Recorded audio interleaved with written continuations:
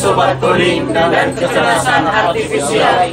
Kami dari kelompok 3 Mahasiswa Kabupaten Tenggara Timur akan merefleksikan modul 3 terkait dengan keterbatasan KA, dampak dari keterbatasan KA, dan prinsip etika dalam KA.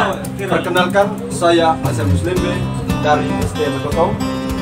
Perkenalkan, saya Yohanes Mubris dari SD Indonesia. Hai Flakmewe.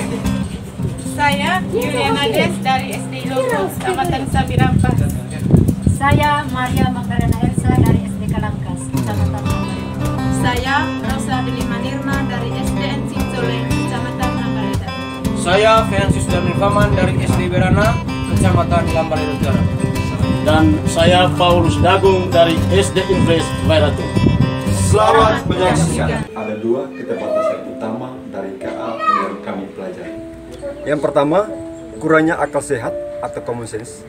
Meskipun KA dapat memproses data dalam jumlah besar dan menemukan pola, ia seringkali kesulitan memahami konsep-konsep dasar yang kita anggap remeh.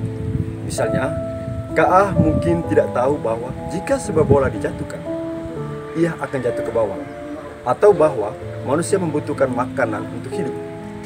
Mereka tidak memiliki intuisi atau pemahaman implisit tentang dunia seperti yang dimiliki oleh manusia.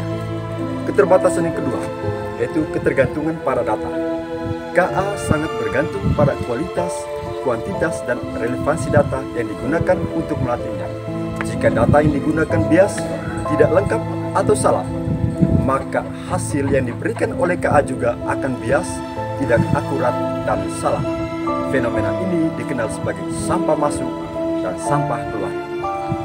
Keterbatasan KA akan mempengaruhi cara menggunakan KA di sekolah. Yang pertama, dampak dari ketergantungan pada data. Masalah, kebanyakan sistem KA dilatih dengan data yang ada yang dapat mengandung bias.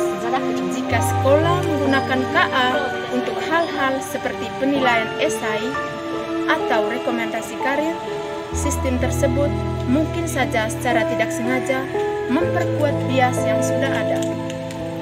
Misalnya, jika data pelatihan didominasi oleh contoh-contoh dari satu kelompok sosial, sistem KA mungkin memberikan penilaian yang kurang adil atau rekomendasi yang tidak relevan bagi siswa dari latar belakang yang berbeda.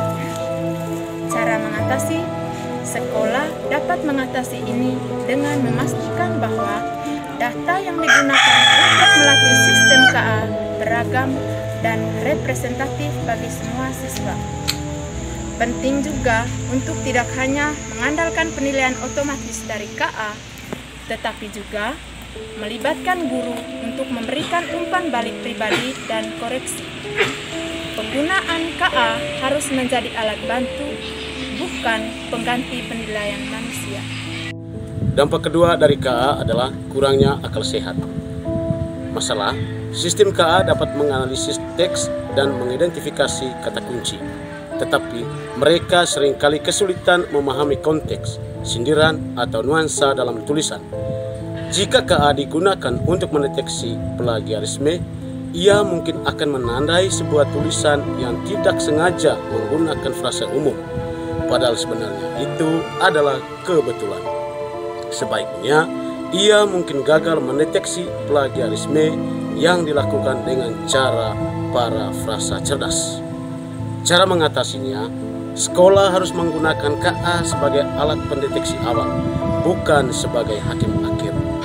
Guru perlu melakukan pemeriksaan manual untuk mengonfirmasi hasil dari sistem KA, terutama pada kasus yang meragukan. Ini juga bisa menjadi kesempatan untuk mengajar siswa tentang pentingnya berpikir kritis dan bagaimana membedakan antara informasi yang benar dan salah, terutama ketika berinteraksi dengan teknologi baru.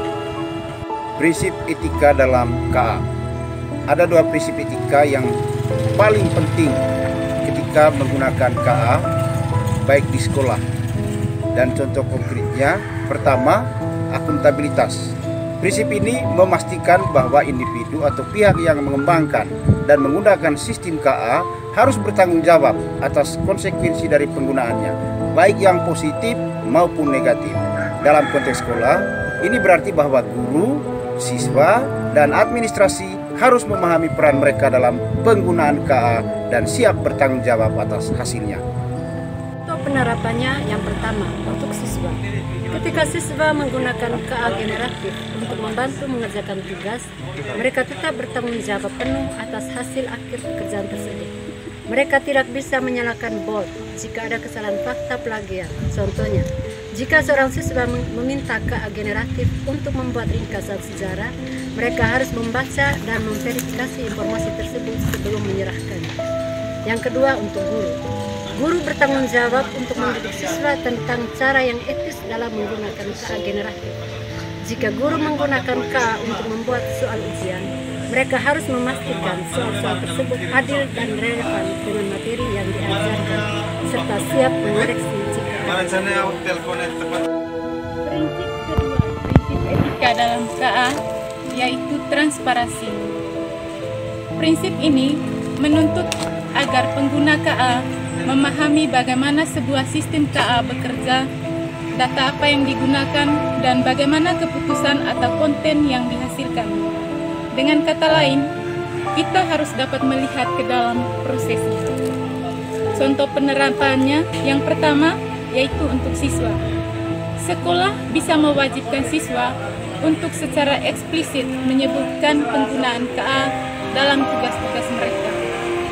Kita dapat menuliskan, saya menggunakan KA generatif untuk membuat kerangka awal dan memeriksa tata bahasa. Ini menunjukkan bahwa mereka jujur tentang penggunaan teknologi tersebut.